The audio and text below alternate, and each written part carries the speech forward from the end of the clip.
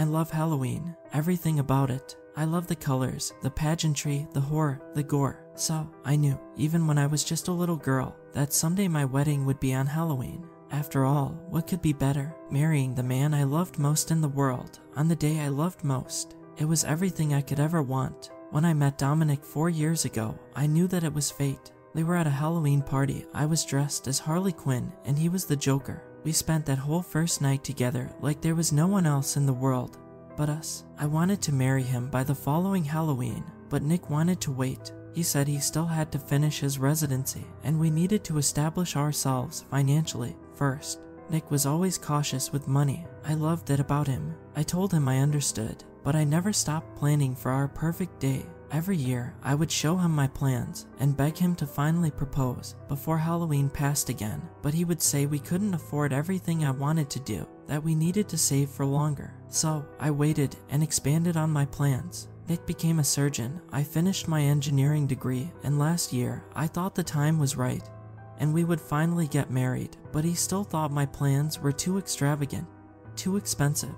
He said he had a lot of debt from medical school. I tried to convince him that we could just take out a loan. We could pay it back later. We had a massive fight. He criticized my spending habits, my investments. It didn't make sense to me. We both had good jobs. We were making good money. Why shouldn't I be a bit extravagant?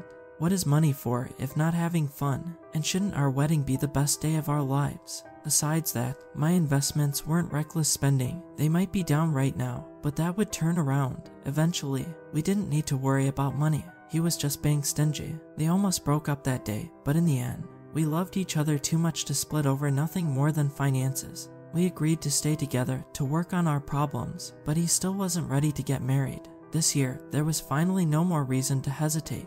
I inherited a small fortune from my grandmother 8 months back, enough to cover the wedding, and plenty more besides. With that, I finally convinced Nick it was time to tie the knot. Now, after years of careful planning, today was the day. My wedding day, my Halloween. It was going to be perfect. I arrived at the venue early to inspect the setup.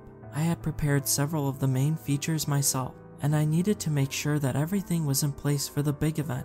I was going to make sure this was a night to remember for everyone. The ceremony was being held in the center of a massive corn maze. Once dusk fell, costumed guests would start finding their way through the haunted maze, populated by actors in elaborate zombie makeup who would jump out and scare people as they found their way through. Once the guests cleared the maze, they would enter a clearing where the ceremony was going to take place, populated by a variety of animatronics, a ghost with a severed head, a vampire that lunged at passers-by with glinting teeth, and a 10-foot-tall skeleton that cackled madly with an unhinged jaw. But my piece de resistance was the Grim Reaper. He stood high above the table where the cake was going to be placed, a scythe glinting in his bony hands, black robes flowing to the ground, where he seemed to hover, no obvious feet connecting him to the ground. You couldn't see his face inside the hood, but his flaming eyes glowed from the darkness, designed to track guests, and raise his scythe menacingly.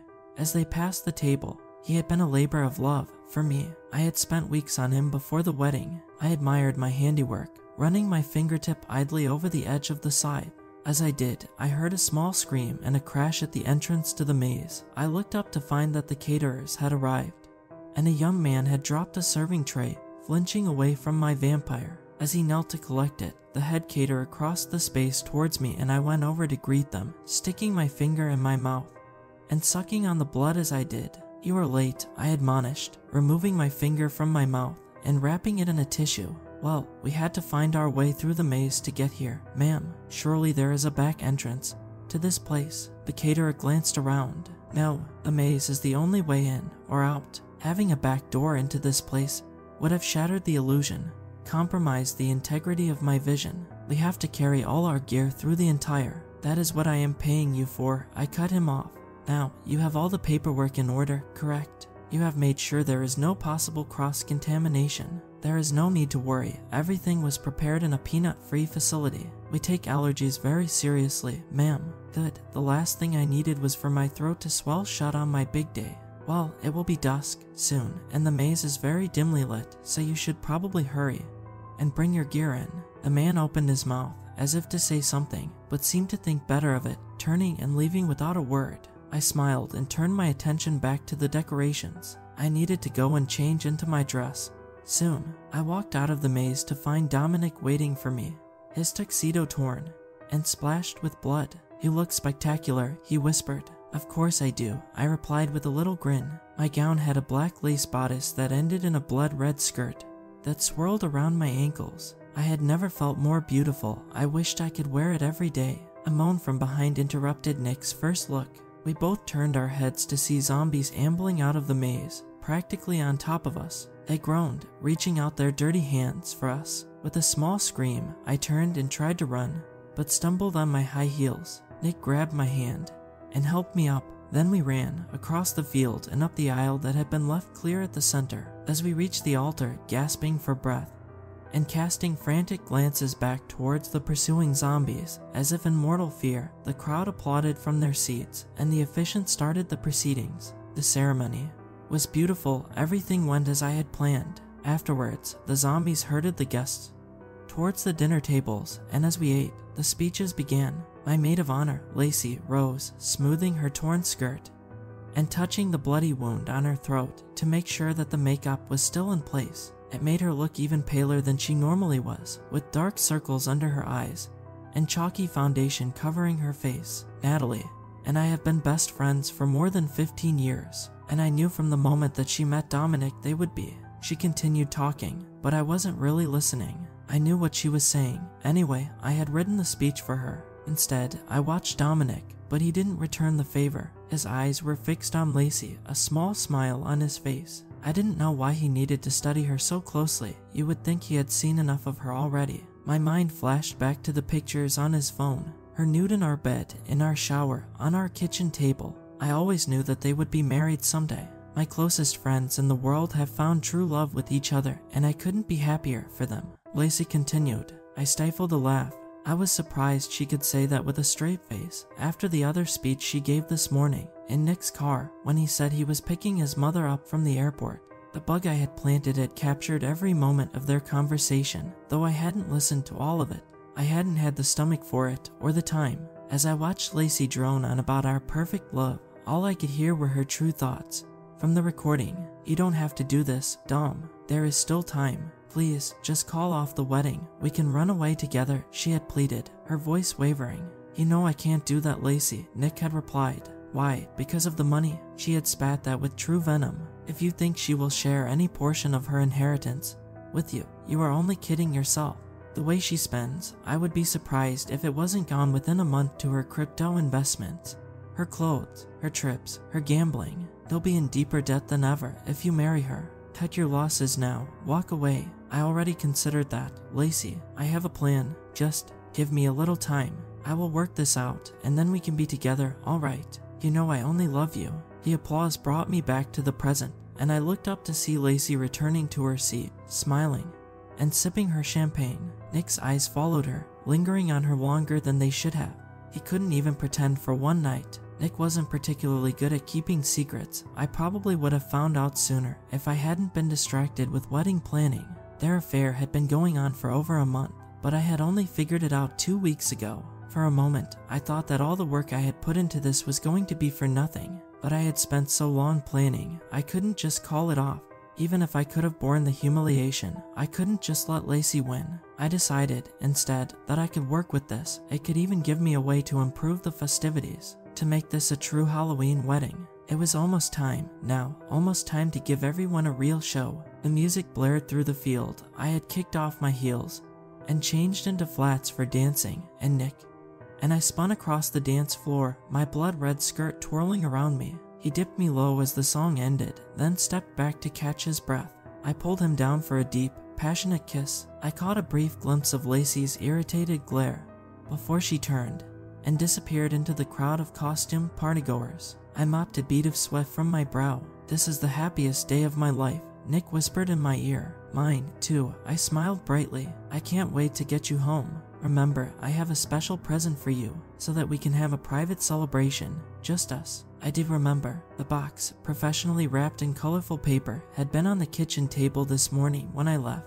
I had wondered what was inside, but had other things to worry about. I supposed I would find out when I got home tonight. "Well, if you are eager to be alone, maybe it is time to cut the cake," I suggested. I had been anticipating that moment all day. I had designed the cake myself, drawing my own sketches for the baker to work from. I had tested 7 different bakeries before I found one that could make it just the way I wanted.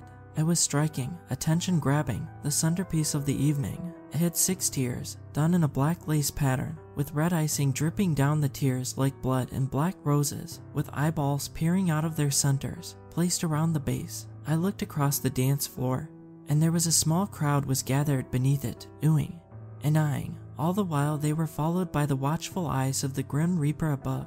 It was a real showstopper, exactly as I had planned. "Yes, I think it is time." Nick took my hands and led me over to the cake. When we arrived, I shooed away the curious onlookers, and 2 of my undead bridesmaids rushed over to help clear the area. "Okay, Nick, sweetie, stand right there. I want the photographer to get perfect shots of this." I maneuvered him onto a discreet X, marking the spot on the ground. I raised my glass and tapped my fork on the edge, signaling for quiet. As people gathered around, held a reasonable distance back by my bridesmaids, I began. "Can I have your attention, everyone? I have something that I want to say to all of you. You see, the truth is..." I paused, gesturing for Nick to begin cutting the first slice of cake.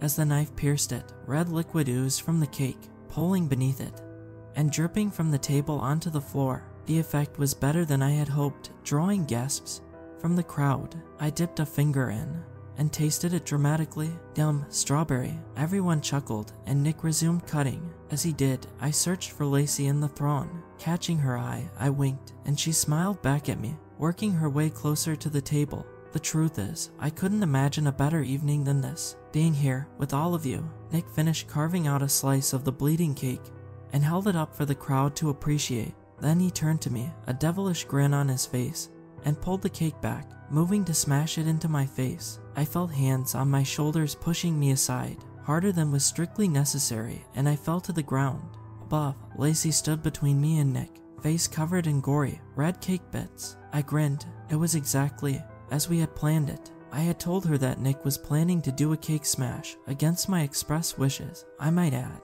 and said that as my maid of honor it was her job to protect me. We planned for her to dramatically push me aside to save me, while putting on a good show for the guests. It was a funny little bit that Lacey had surely only agreed to because she got the chance to shove me down and complete a wedding ritual with my husband in front of everyone. She laughed as cake dripped down her face, scooping a glob from her cheek and smearing it onto Nick's nose. He chuckled, playfully pulling her close and smearing more icing on her face in the process. The scene was interrupted by a loud creak and groan from above the table. They all looked up just in time to see a puff of smoke rise from the Grim Reaper. Then his side suddenly swung down, glinting in the light. It sliced cleanly through the cake, the table, and the 2 people standing directly in front of it during the malfunction. I met Nick's eyes as blood blossomed from a deep cut running from his shoulder to his navel. He opened his mouth, wordlessly, and blood poured out. Then he collapsed on top of Lacey, whose slashed body was already lying on the floor next to the collapsed table and smashed cake, her blood now mingling with the strawberry filling. For a moment, no one moved. Then, my piercing scream shattered the silence, and the event descended into chaos. I arrived back at my apartment many hours later, wedding dress covered in now dry blood, and mascara streaked from crying. I closed the door behind me and locked it. I had insisted that no one come back with me, said that I needed space. Finally alone, I began stripping off my soiled clothing, dropping it in a pile on the floor. As I stepped out of my dress, my carefully maintained composure finally cracked, and I collapsed to the ground, tears running down my face. I was laughing so hard I thought I might choke. Finally, I managed to suck in a breath, calming myself. Everything had gone perfectly, better even than I had planned. I hadn't been sure I would get Lacey, too. I had only dared to hope that she would get a front row seat as Dominic was bisected in front of her eyes. That she had been caught in the swing of my beautiful Reaper was more perfect than I could have hoped for. And, since her shoving me away at the last moment had seemed spontaneous, no one would suspect a thing. If they didn't think it was an accident, surely they would think I was the intended target, along with Dominic, as the woman who was meant to be standing there with him. I had already dropped my cell phone in a river on my way home, so no one would be able to find the program I had used to remotely trigger the Reaper. No one would ever tie me to the crime. Now, it was true what they said about weddings. This really was the happiest day of my life. I got to my feet and walked into the kitchen, deciding that a celebration was in order. I was just about to open the fridge when I happened to spy the wrapped box on the kitchen table. With a smile, I pulled off the card. It read, "To my one true love, here's to many happy years together, Vic." I rolled my eyes as I unwrapped it, revealing a finely carved wooden box containing a bottle of single malt scotch worth about $1,000. That was a surprise. I had always thought that Nick was too cheap to splurge on the finer things. I plucked the bottle from the box and cracked it open. Even if it was from him, I could never resist such a fine present, and it seemed fitting to toast our beautiful wedding with my late husband's last gift to me. I poured myself a glass and collapsed onto the sofa. It had been a stressful day, after all. Everything had been planned meticulously, but pulling off the perfect wedding still took a lot of work. I swirled the glass gently, inhaling and appreciating the delicate aroma and taste of a truly good whiskey. It took a moment before I noticed that there was a strange scent in the mix that I couldn't quite place. It didn't seem to belong to the complex flavor profile of the whiskey. It seemed almost like bitter almonds. I picked up the cork from the table. Squinting at it, I found a tiny puncture mark. The realization hit me as I felt my chest tighten, breath catching in my throat. I jumped up from the couch and retrieved my purse from the floor, rifling through the contents, looking for my phone to call 911, but it wasn't there. I was sure I had put it in there. Frantic, I dumped the contents, checking one last time, but it was gone. Finally, I remembered I had already ditched it to avoid the police searching it or using it as evidence. We didn't have a landline. Who did these days? I tried to push myself to my feet to go out and find a neighbor who could call an ambulance, but my vision was already beginning to tunnel in. The last thing I remembered before everything went dark was the clock above the door. It was 11:59 on All Hallows Eve, the end of the best day of my life.